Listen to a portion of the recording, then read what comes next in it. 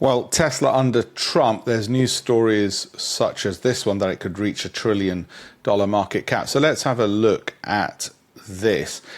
You have got the MACD. Now, if on the Great Investment Program it's a 7, 8, 9 or 10, then it becomes a special situation when the MACD is rising like that.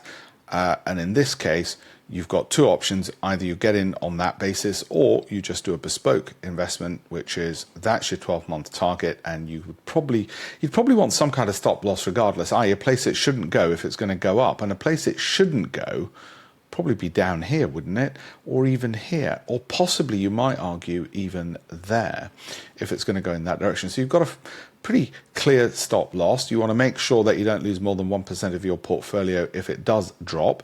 Now, you might be really risk loving and say, well, you're just going to mortgage your house and put everything on Tesla, but you can see that's a bit more risky than the 1% rule I suggested. So that's Tesla.